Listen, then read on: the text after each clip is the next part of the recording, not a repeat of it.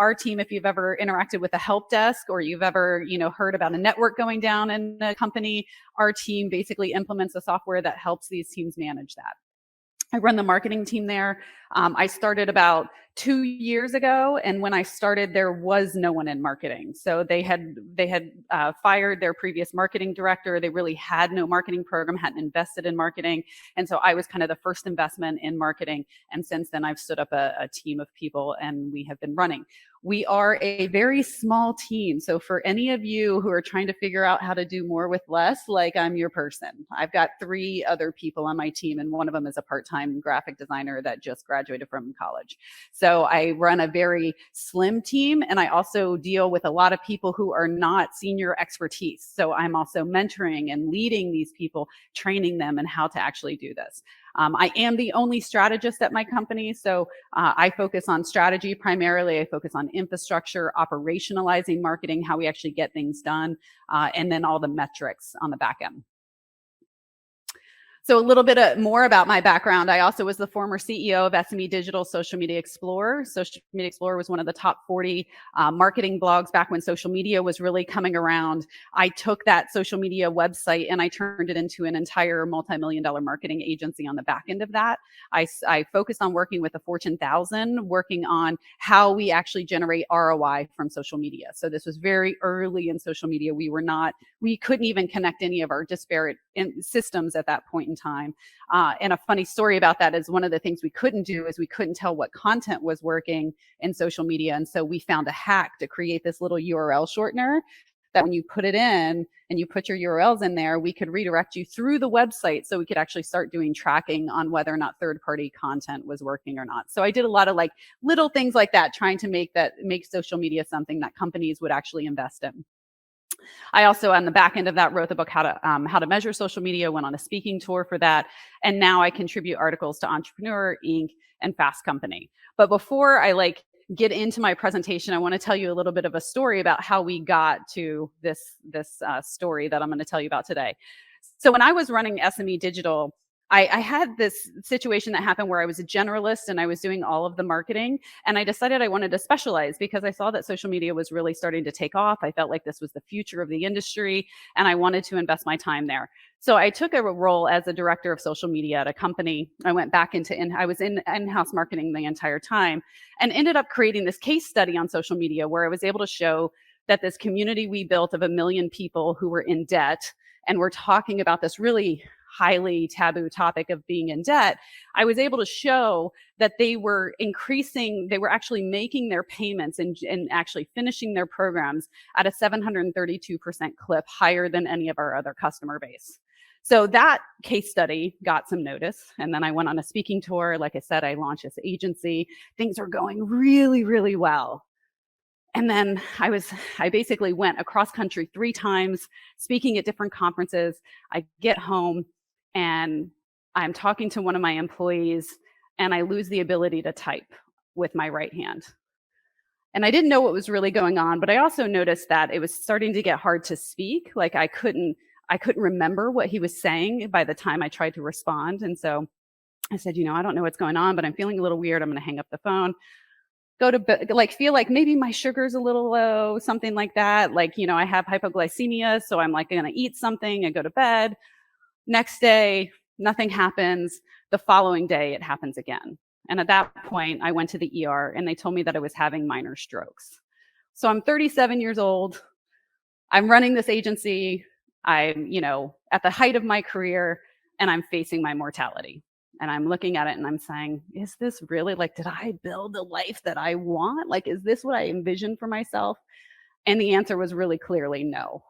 And so I decided to dismantle my life. I sold my agency. I went through a divorce. I burned down everything in my life, and decided that I needed to go on a journey to find myself. I really needed to understand who I was.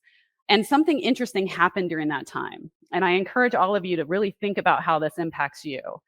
And that when I stepped away from my agency, I lost my identity.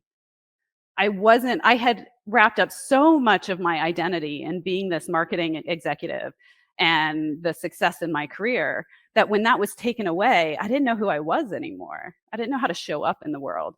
And so I went through a period of deep depression for about 4 years where I was really battling with myself on my, like, really, did I want to be here anymore? Did I like want this? What was this next big thing that I was going to do? And feeling like my success was behind me instead of in front of me. Now, the good news in all of this is that apparently when you have strokes, it is not uncommon for mental health illness to come behind that. And I was later diagnosed with bipolar disorder. So what was happening over that 4-year period is I was going through these deep suicidal depressions, and then I was having these manic periods on the other side of it. But I didn't know what was going on, and I wasn't tuned into mental health. I didn't really know anyone who'd ever had a situation like this. And so I just kept judging myself. And I was judging myself saying, like, why can't you just get your shit together? Like, get it together. You've done this before, like, get it together. And I couldn't get it together. And so eventually this all led to a point where I was diagnosed. I got on my medication. I'm a high proponent for medication. If you have bipolar disorder, is a chemical imbalance in your brain that you cannot manage any other way. And I've been fine ever since. But as part of that, one of the things that happened is I ended up having a third minor stroke, and I had a near-death experience. And in that near-death experience, I went from not really like understanding how the world worked, not really looking at anything bigger than myself, really just operating in the mundane day-to-day, to suddenly coming one-to-one with creation and having no question that there was absolutely something that was the source of everything, and I was standing in front of it. And so I won't tell you the story of everything that happened in there, other than that I did get my mission on this planet is to be here to shine my light. That is what I'm here for. But it led to me working with a lot of spiritual people and shamans and indigenous tribes. And I started to really like explore my spirituality. So fast forward to 2019, I am at the end of the year. Every year I take a week off. I leave my children with their father, and they go, and I go and I do my own spiritual retreat. And in this particular spiritual retreat, I had hired a shaman to come in. We had a few friends with us, and we were doing all of this, spiritual stuff. And I do this meditation, and I'm a deep meditator. I have meditated for 6 to 8 hours at a time. Really have a lot of experience with meditation at this point. So I go into this deep meditation, and I get this message that comes through really clearly. And it said, it's not time to panic, but it's time to prepare.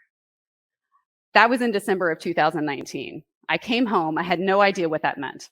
I pulled my entire executive team together and I said, look, I have this intuition that something is coming our way, and I think we need to prepare for what's going to happen if we go into some kind of crisis.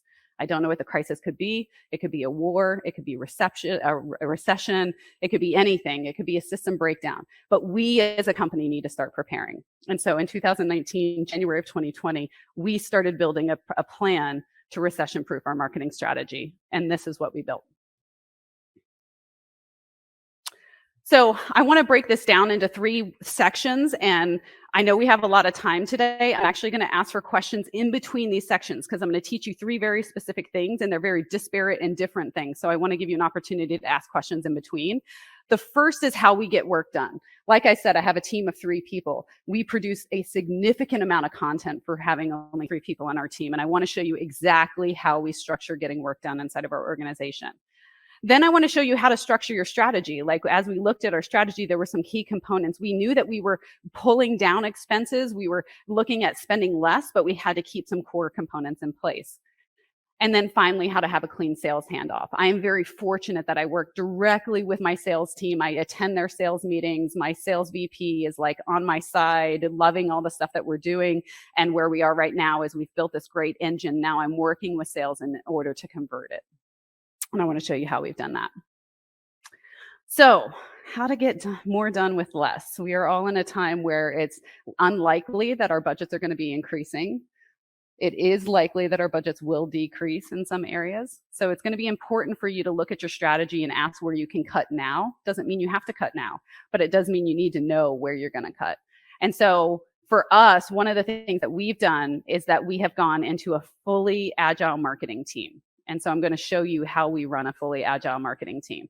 Now, I'll tell you, I'm not an expert in agile marketing other than the fact that I deploy it every day. I'm not trained in agile marketing. I went to one course that was like 3 days in a company where I learned agile marketing, I learned agile for software development. And then we have applied that into the business. So this is my own formula. If you look at other people's agile marketing, it probably will look different, but this is the way that we've done it. And the reason that you need to go agile is, first, you need to understand your resources. You need to understand your capacity. How much can these resources actually produce? Like your team, it's very important in today's environment that you do not overwork your people. We don't have the mental capacity for the hustle culture anymore. So really understanding the capacity of your team as a leader allows you to make sure that they have enough to keep them challenged, but not so much to keep them overwhelmed. And then understanding production timelines. I had to look at, here's all the things that we want to produce. I had to put together an entire year strategy with every piece of content that we were going to produce and all of the timelines for it, just to make sure we could do it. All of these things are important. If we can't fulfill, if there's a big gap, I need to know now. I don't want to know 9 months down the road that my fourth quarter is going to fall apart because I don't have enough content. So this is the reason that we focus on agile. You also need to focus your strategy. So one of the things, as you look at the buyer's journey, look, we've gotten super complicated with this, with all this technology that we have.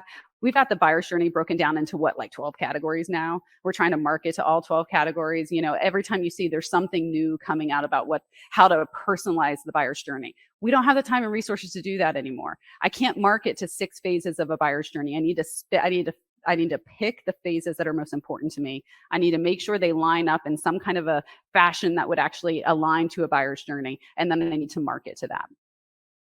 We also had to significantly simplify our content strategy. I recommend working in the number of 3s because anything beyond that becomes difficult for anyone to manage, even a large team. So we focused on 3 content pillars and that was the only place we were creating content. And that was a big deal for us because our sales team comes to us all the time and is like, I need a campaign on this. I need a campaign on this. And it's because they sold one deal.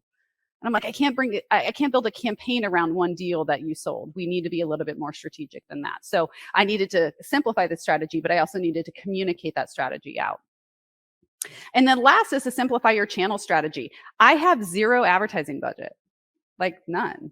I'm going to the table right now to ask for advertising for ABM. So as we were looking at our channels and where we were willing to invest, we had to really simplify what we were doing and saying, and then also set expectations about what those channels could and could not deliver. I am not building a demand gen program. I don't have the budget to build a demand gen program. So what we're doing is building brand awareness. We're building thought leadership, and we're passing warmed up leads over to sales. And then it's sales' responsibility to close them. And we're real clear on that as an organization. In order to be efficient, you need repeatability. We can't try to create strategy over and over and over again. You just end up creating things, recreating things. You don't track what you're doing. You end up doing the same things over and over again. So we really focus on eliminating repeat decision making. When we put together a framework for an ebook, we use that framework for all of our ebooks. We don't recreate the ebook every time. It's like, this is the layout of an ebook, and we're going to continue to use this. This is the way we write an ebook. These are the components of that ebook, and we do that across all of our marketing campaigns. This is what a landing page looks like. This is what an email looks like. We're always testing and optimizing, but we're looking for that repeatability factor because we don't have a team large enough to execute anything else. When we're looking at what we build, we're always looking ahead, because our goal is we're about a $20 million company right now. We're looking to be about a $50 million company in the next 3 years. So my job is to scale all of this. So while I'm looking at this, I'm not just looking at what I can test right now. I'm looking at, if this works, how do I scale it up? Where do I scale it up? What do I need to scale it up? Do I need budget? Do I need people? And I'm building that plan out right from the beginning, but I'm breaking it down, and I'm only working on a small fraction of it. I'm not trying to boil the ocean. As I looked at ABM, I was like, okay, I could build a small prototype right here. I could apply a small budget to it, and I can see if I can just get the pieces of data to connect. If I can get the pieces of data to connect, I can get the right message. I can get the right, look and feel, all that stuff. I can figure all that stuff out. But first, let's start small. Let's build one prototype and spend 2 months building something small, and then actually invest in that prototype until it delivers. One of the things that we also have to do, because I said we have a small marketing team, we can't do field marketing for our sales team. So we really empower sales to self-service. So I'll show you some examples of things that we've done where we build up and we warm up the lead. And then when it turns over to sales, we don't say, do whatever you want with it. We have built you a full nurturing campaign on the back end, but you watch what they do. You watch who's opening, you watch who's engaging, and then you have a follow-up process that you decide whether you're pulling them out or giving them back to us. So we've really integrated sales into that entire process. In terms of one of the things that is interesting, this is the only time I'm going to talk about it, but I want to talk about it because I think it's important. When you have no marketing budget, you can find ways to fund your marketing outside your company. And so one of the ways that I've found to fund our marketing strategy is using co-marketing programs with our vendors. So we do IT consulting, we implement IT software. So I went to those software companies and I said, hey, I'm going after your prospects. We want to go to market together. Our sales team completely aligned with them. And then they paid us to run marketing programs for them.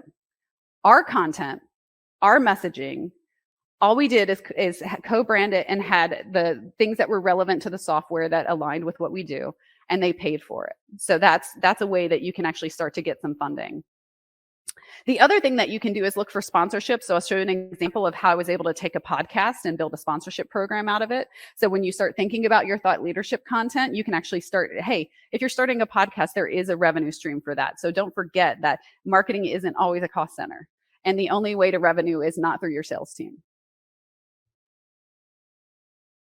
So let's talk about agile marketing and how we do it. So in terms of what agile marketing is, it really is just a way to get work done with transparency and efficiency. The idea here is everyone can see everything.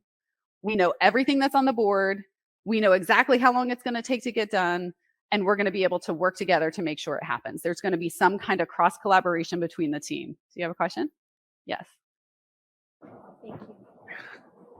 Thank you. Oh, wow, it's really loud. Okay. I love the slide you just had up. My one question for you is how can agencies help their clients on focusing on their strategy? Because I know in a recession, sometimes agencies are the first thing to get cut.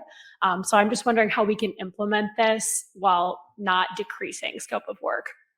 Yeah, you need to talk to him. I would go right to him and I would say you need to recession-proof your marketing strategy. And if you don't have a strategy, then it's going to be a rough ride.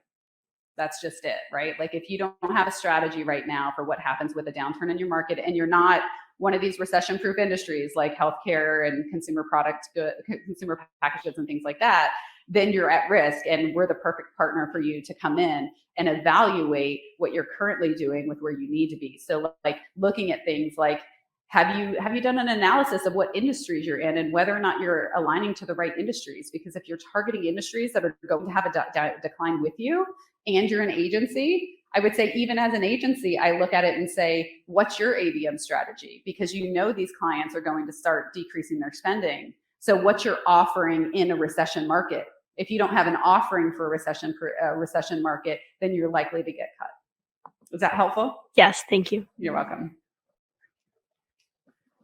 Okay, so agile marketing, get more done with less, efficiency, effectiveness, transparency. So this is that we run a 2-week sprint. So all of our work is broken down into 2-week sprints, meaning that no task can take longer than 2 weeks before it's finished. If it takes longer than that, it needs to be broken down even more. So a big piece of agile marketing is breaking down your tasks into something that is executable within the time frame that your sprint cycle is set up for. So we do 2-week sprints. Every day we get together for 15 to 30 minutes. Now, in traditional sprint structure and agile structure, you would only do what's called a 15-minute stand-up. I do a 30-minute stand-up because we're remote now and we need that time to just say, how was your weekend? So I don't like to just rush into the work. We catch up for 15 minutes and talk about things. And that's like our water cooler. And then we spend 15 minutes getting into the work. Every week we meet with sales. Every Tuesday at 3:30, we meet with sales. This is an opportunity where we present to them what is coming up, what campaigns are coming up, what launches are coming up, what resources have been distributed, anything that's new for them. We report on campaigns. We give them all the metrics of what's been performing, where their leads are, all that kind of stuff. And then this is also their opportunity to come back to us with feedback on leads. So every week we get feedback on the leads that we're passing over, what's working, what's not, how we can help them, what campaigns they're looking for to go forward, and ultimately whatever. We very much feel ourselves as a service organization for sales, but that doesn't mean they make our decisions. So we put ourselves in service to them, but we lead the marketing conversation. So week 1, Monday is a begin of sprint. That's your first day. Every Friday, we send what's called a sprint update. That's an email that goes out to the entire leadership team and the sales team that has, again, links to your lead list, resources that have it, like all the stuff that we talk about on Tuesday. We just give them the tangible links to everything in that Friday email. In week 2, and this is what's important for this to work, on Wednesday of week 2, you need to do sprint planning for the following sprint. So that Wednesday, the team gets together and we basically look at our backlog. We have a backlog of all of the tasks and we pull in tasks for that sprint. We make sure that we have everything we need. We do not put anything into a sprint that hasn't been completely scoped out. Like if I still need something, if I need to talk to sales about something, it's not going in this sprint. That means that it's a future sprint. So we're very specific about making sure it's ready to be executed when it gets in a sprint, because there's nothing like having a task sitting on a sprint board that you've assigned capacity to, and the person can't do anything with it. So they're literally just sitting there doing nothing. So we make sure, that's one of the ways that we make sure work keeps going through. This is what we use Asana. Does anybody else use Asana? No, there's a free version, but there's a paid version. It's not that expensive. It is the most robust project management platform I have ever seen. Like, it does things that I don't even like. The amount of ability to see things over and cross boards is just amazing. So I use this very different than any like other clients. I've talked to Asana and they're like, what you're doing is awesome, and we didn't even know the program would work this way. And so the way we do it is we have one project that's our master sprint board. And I don't know if you can read this or not, but like this says, write financial services mini book promo emails, write Big Panda webinar emails. You'll notice that there is an action verb in brackets at the front of it. So I know exactly what needs to be done. And then after it is exactly what I need to do, right? Like what that deliverable is. And so we can look at this board and we can see exactly what needs to be done in one view. And that's really helpful. We can see who it's assigned to. We can see how many projected hours there are. We can see we used to run marketing for 2 separate brands when I first started. So we could also see like what brand it was related to. So this is really, really helpful. And whatever system you use, I recommend that you write tasks this way. Like, I've tried writing tasks a whole bunch of ways, but I just haven't found anything better. Like this is so helpful. And when you have people who sometimes struggle with production, this really helps them understand.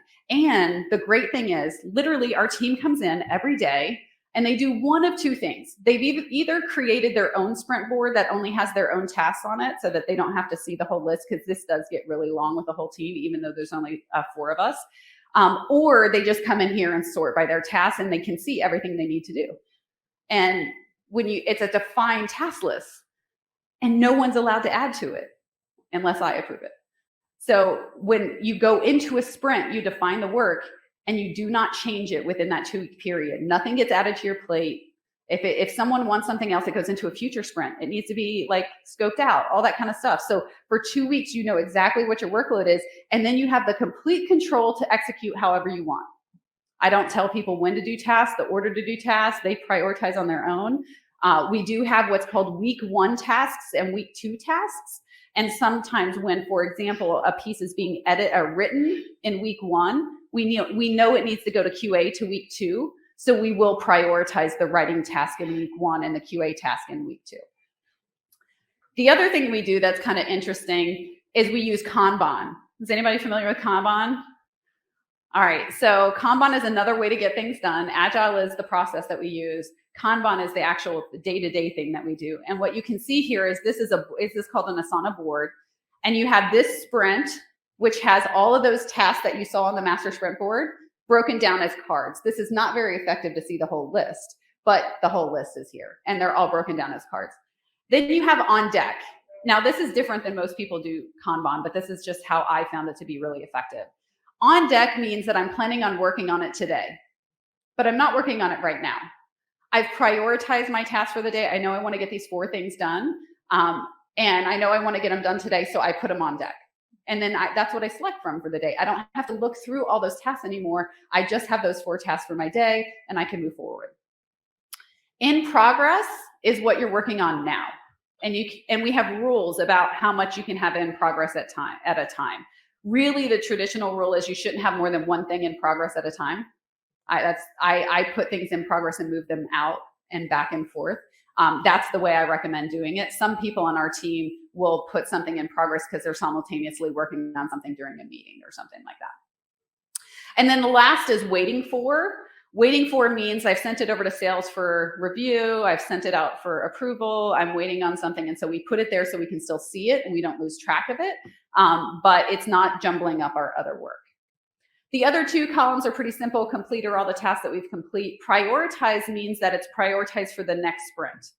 So when something happens and say you're running behind on a task, we have this field that's called move. And when you hit the move field, it moves it over to prioritize and it pushes it to the next sprint. So this is how we kind of have an idea of what isn't getting done in the sprint, but also what's coming up for the following sprint. The life cycle of a card. So we've done a lot of projects through this team. And one of the things that I've noticed is that there are certain things that happen over and over again. So I'm all about patterns and repeatability. These are the steps that we use for all of our cards. Now, I'm not saying there aren't outliers, but like when you're producing ebooks and landing pages and emails, a lot of the things that we're doing, you go through the same thing. And so the first thing that we do is outline. The second thing we do is write. The third thing we do is a copy QA. So there are multiple QA points in this. And if we only had one QA card, we would miss this step in the process. Then we go through design. There's the design QA. We go through build, which is where the landing pages get built, the emails get built. We use HubSpot, so all that work is happening inside of there. Then we go through a technical QA of all the build pieces. So you can see there's 3 phases of QA here, where if I've made a mistake in copy, I'm catching it. If I've made a mistake in setup, I'm catching it because it's going through 3 phases. And then we also use the words update and finalize. So for example, when someone sends me a writing task, I QA it, I've got feedback for them, I send it back to them and I put update. And that's, they know, okay, now it's back for me. This is not a new project. I just need to update this project. And then the final is finalize. It means I don't need it to come back to me. You can finalize it and then send it off to the next phase. We also produce a launch calendar for sales using Asana. So this has everything that's going out from the team. It has every campaign, it has every email, it has, the only thing we don't put on here is social updates because it just gets kind of jumbled. They can go into HubSpot if they want to see the social status updates, but this is basically any campaign that you want to know about launching, you actually know. And the reason this is important for our sales team is because they bring their own list sometimes. Like they'll come to us and say, hey, you're running this campaign. I've got a list for you. Here's the list that I want you to run it against. So our cards we track here, you can see, I don't know if you can read this or not, but I'll read it to you. We put projected hours at the beginning of the sprint. So how long do we think it was going to take? 4 hours, 6 hours, 2 hours, whatever that might be. We have remaining hours, meaning I've worked on it, but I have some time left. So we're always tracking that. This gets updated every single day in our sprint. We update these hours. And then the last is obviously the actual hours. We're tracking actual hours on the back end. The one thing I'll say that Asana can't do for me that I've been begging them to do for me is I can't get like a burn down chart where I could see here's how many we projected, here's where we are, here's what's left. They don't do that in a really pretty way. So that's the one gap in my data right now, but we're able to make it work. Okay, so I'm going to speed up a little bit because I only have like 15 minutes towards lunch and I want you to have an opportunity to ask some questions. So that's agile marketing. Any questions on getting work done before I move on? No? Okay, good. Then I covered it well. All right, let's talk about the marketing strategy. So the first thing we just talked about ABM. Like I said, we're very new into ABM, so would love Rob's input on this at some point. But we knew that we couldn't boil the ocean and we couldn't go after the universe. Our target accounts are generally the government. We do 50% of our work in the government. We do 50% of our work in the Fortune 1000. So we're also whale hunting, right? Like these are big accounts. The traditional kind of demand gen strategies just were not working for us. So we had to try something different. So I recommend that you refine your audience with ABM. This is our prototype, and I'm going to go through this very quickly. You don't have to read it. But the first thing is identifying our ideal company profile. So who is our ideal company that we're going after? Then we go into the ideal customer profile. And then the technology that we're using is very simple because, like I said, we have no budget. So we've got to prototype this very simply, and I've got to use the technology that's available to me. So basically what we're doing is we go into Sales Intel and we run a company list, and we get a list of companies from Sales Intel. Then I go to LinkedIn, and I have some proprietary technology that we use to go into LinkedIn, that you go and you search on those companies, you find all the target titles, keyword search, all that kind of stuff, and you get a list of people back. I'm then able to export that list from LinkedIn, and I'm able to take that list back over to Sales Intel, and then Sales Intel goes and backfills all that information with their email addresses. I get title and all that kind of stuff, but basically I'm looking for email addresses and phone numbers from Sales Intel, and I get all of that. At that point, we update the database. So we put all of that information in our database. That's our marketable audience. Now my job is to go and engage those people. We're also using Sales Intel's surge data. They use Bombora. It's integrated directly with Sales Intel. So instead of having two platforms right now, we're going to test it out with Sales Intel. That will tell us intent data. So we put in that list of companies. It says, hey, these companies are surging. Then we plan to basically run advertising and email against them.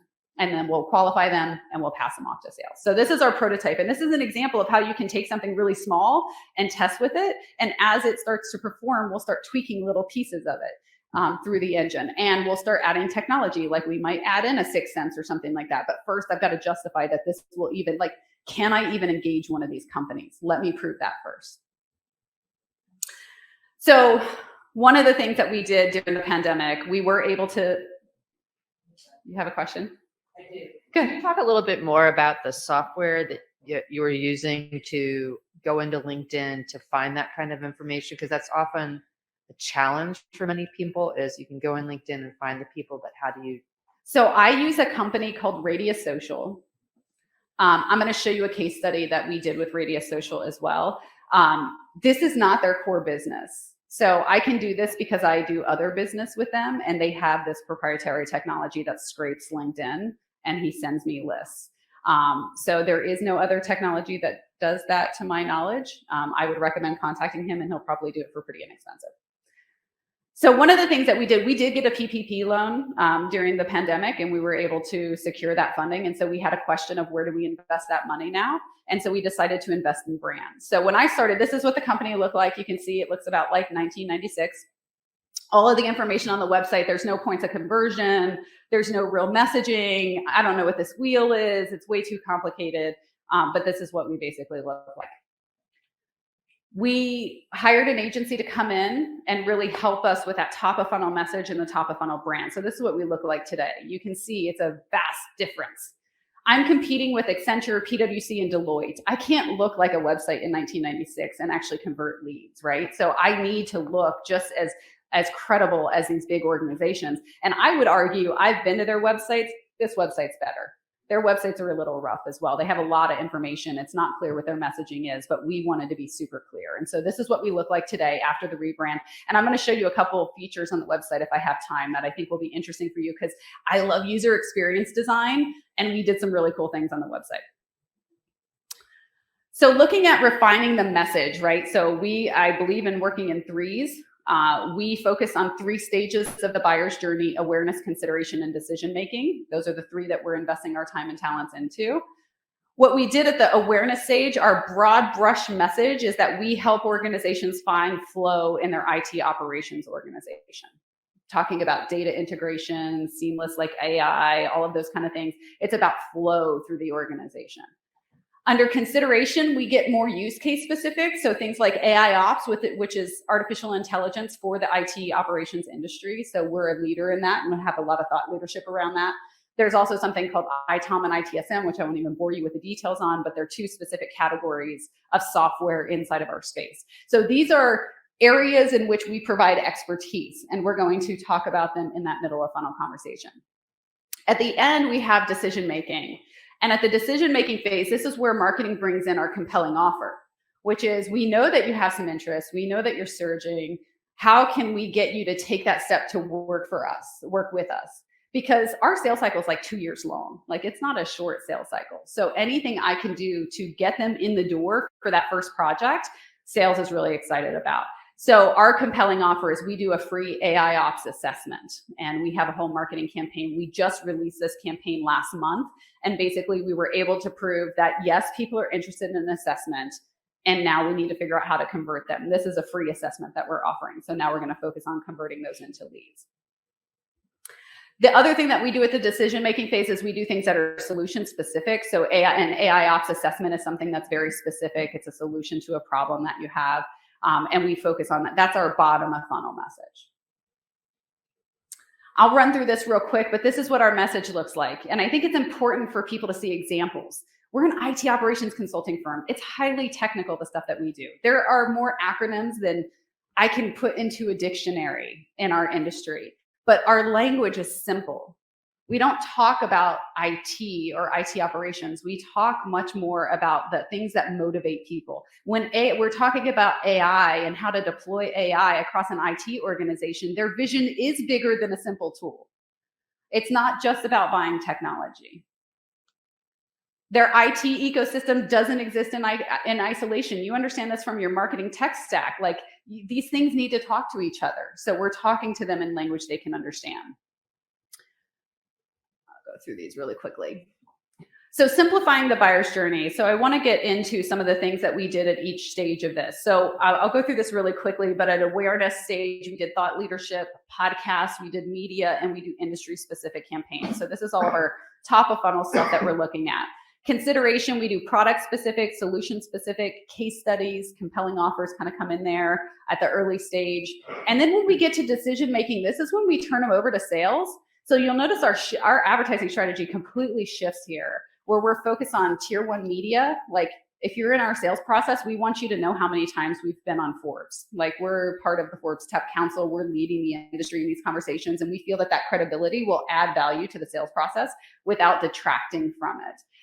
You'll notice that we don't do things like product specific or solution specific at decision making, because at that point they're in sales' hands, and we don't want to mess up the sales cycle and offer them some free offer for something they were getting ready to buy from us. We do sequences. So this is a HubSpot feature where we put together email campaigns for the sales team, and they're able to execute them inside of HubSpot on their own without us having to touch them. And then we also build them sales decks. So we make sure that they have the right message from the beginning. So looking at awareness, we do email. We're getting ready to start doing advertising. So like I said, we have a podcast. We also did a choose your own adventure campaign. So looking at how to warm up leads, we send out an email that basically has a series of links that you can click on. And then based on what you click on in those links, we put you into follow-up campaigns, which is kind of interesting. But this is a little bit of a repeat. So I'll go ahead and go into the podcast. So I recommend prototyping everything. I use a process called rapid prototyping, where we put things into something that you can prototype in a 2-week sprint. So a project that can execute fully in a 2-week sprint. And this was one of those projects. We knew that we had to go into it for the long haul because we were creating a podcast, and we knew that it was important for us to have content on a regular basis. We did some research. We found out that the volume of that content needed to be weekly. It was not a small undertaking, and we had to be able to produce and turn this around every single week. And we needed the commitment of our leader. The guy who's the thought leader at the front of the face of our organization, he needed to be the face of this podcast. And if he wasn't going to be the face, it wasn't going to work, because like putting a sales guy on a podcast is not interesting. So we needed our leadership team to support us. And so we were able to get that buy-in because we knew that we had a little bit of, like I said, we had a little capacity come into the team. We were able to get the buy-in. We produced a podcast. The first season of the podcast was called AI Ops Evolution. And we were testing whether or not we could drive a conversation around AI ops, this like new thing in the industry. A lot of people are talking about it, but it's very nebulous and a lot of people don't know what it is. So it's very early funnel conversation for the industry.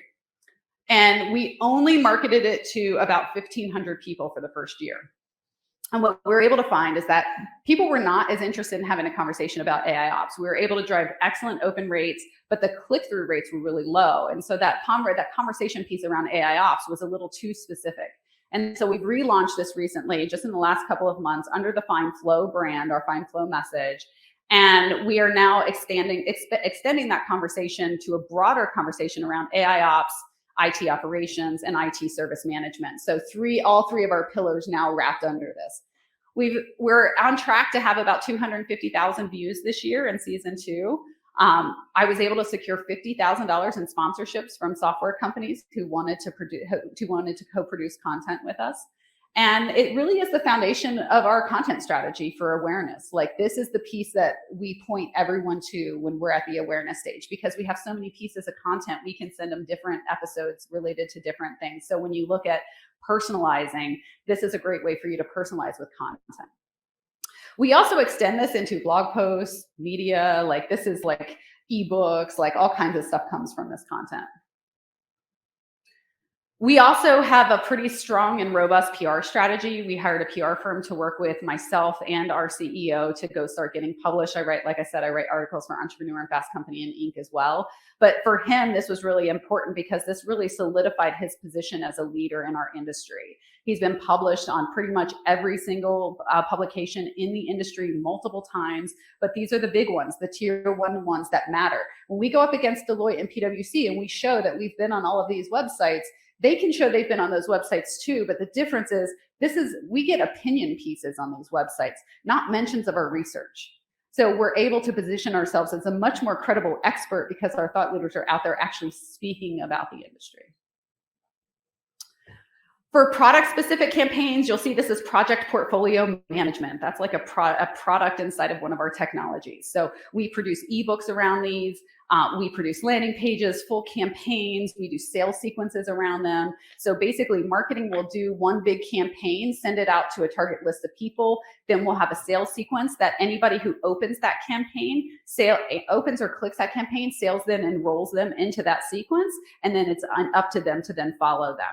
They can kick them out at any point and put them back into marketing's hands, but they actually own the lead at that point where we pass it over.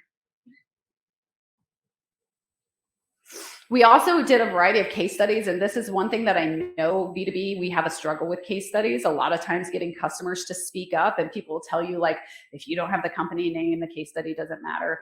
I don't believe that at all. I don't use any company names on my case studies because all of our clients are under NDA. There's zero chance the government is going to let us talk about them or any of these Fortune 1000s. So we do all industry-specific, solution-specific case studies. We don't mention the client on them, and they work great. People understand that you can't mention every client. As I mentioned, the compelling offer is really important. I learned this from, I don't know if anybody knows this guy, Darren Hardy. Our executive team does a lot of training with Darren Hardy, and so he has this whole marketing strategy, and he talks about a compelling offer. We wanted to test this with our audience to see if we could get in the door. This is the second time we've done a compelling offer. The first time we did around a conference, and we offered a rapid health check on one of the software systems. We were able to bring 2 clients through the door from that program. And we knew that this was something that would help accelerate the sales cycle and get them into sales hands. And this is our second test on it. So it's actually going very well. The early tests are really promising, and we'll continue to test with it. This is a sequence. So this is inside of HubSpot. You have the ability to create sales sequences, which allow the salesperson to go in and customize every single email. So they have a template, but then they can go in and say, I'm sending this to John, Mary, and Mike. John, hi, John, great to see you at the last conference. Hi, Mike, hope the kids are okay. Hi, Mary, great to see you in New York last week. And so they can customize that on an individual level, but they're using a template, so they don't have to write the whole thing. And the sales guys love this because they can really nurture those relationships, but they'll go in here and in 20 minutes, they've sent out 300 emails. This is what our sales handoff looks like. We go from a lead, which is cold. That means they're part of our database. I, by the way, just full disclosure, buy lists. I know a lot of people say don't buy lists, but when you don't have an advertising budget, you don't really have an option to do anything other than buy lists. So I am a proponent for list buying, but I believe you have to engage people in a certain way. And we have been able to prove that we can buy lists, engage them, and get them to convert into sales. So they get put into our database as a lead. Then once they warm up, someone who's recently opened one or more emails becomes MQL. That means we've engaged them at some level.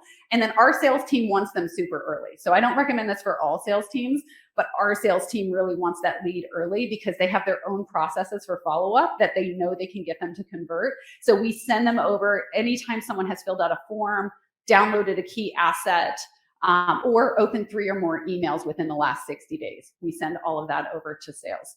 We also recently have stopped gating our content for anyone that's in our database. So there's no reason to it autofills the form anyway.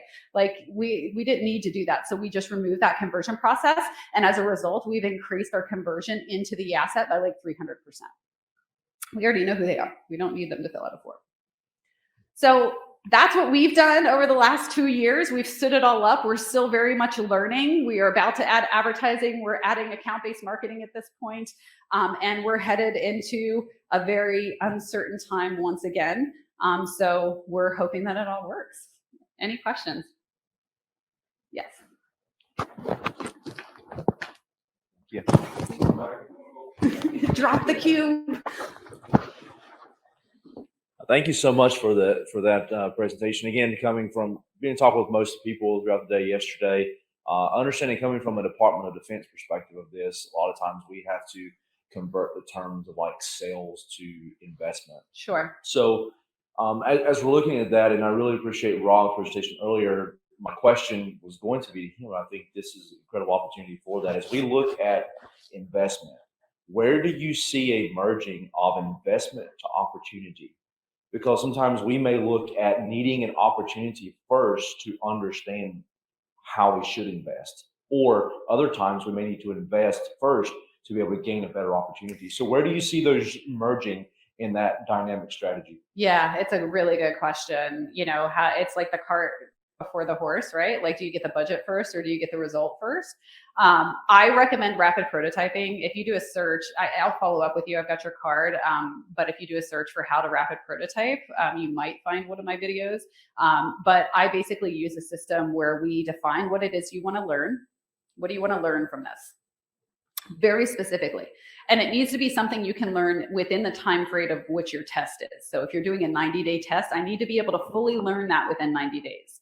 Not something that is 5 years out that I'm trying to like generate brand awareness, but I want to know if I can generate this many leads in this amount of time or something I want to learn if the system will work for us, something like that.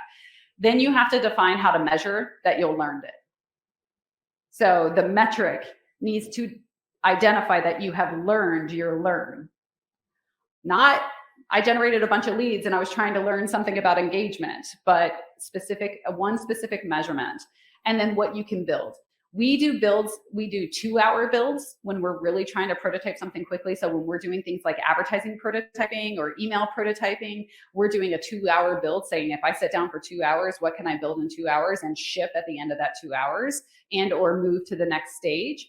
And we also do builds that are specific to a time period of a sprint. And I have done builds like the ABM build is not going to fit into a sprint, right? It's going to be a year-long program that we're going to be testing, but the tasks are still broken down. The first test is broken down into 90 days. Is that helpful? Absolutely. Thank you so much. You're welcome.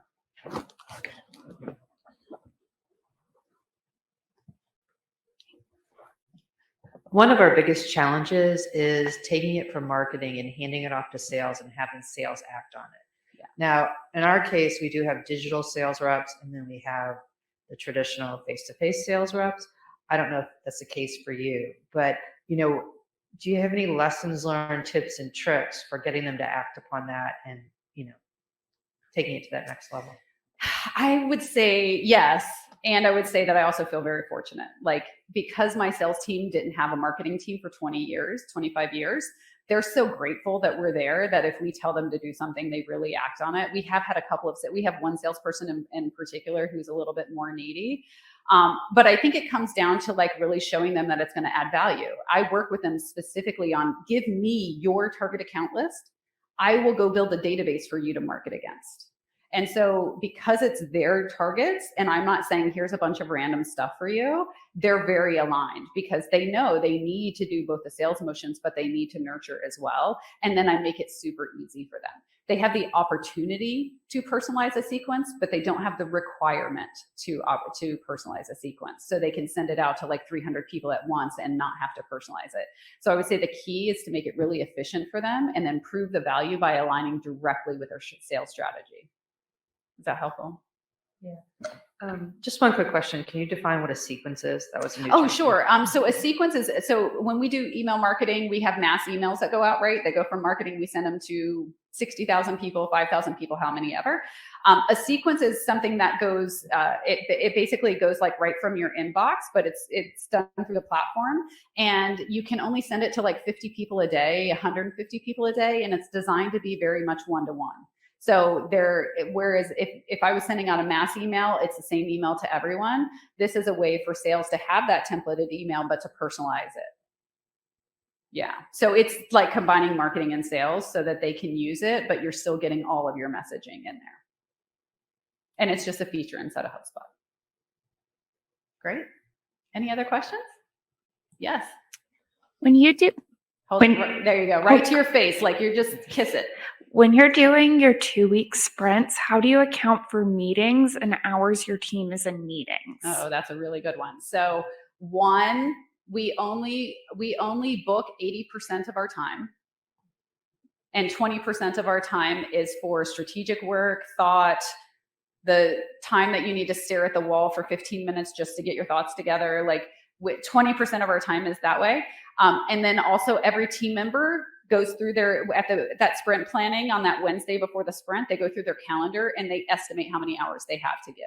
Because sometimes you have more meetings than others, sometimes you don't. And so if you're not being real time with that, you're going to lose resources, you're going to lose capacity.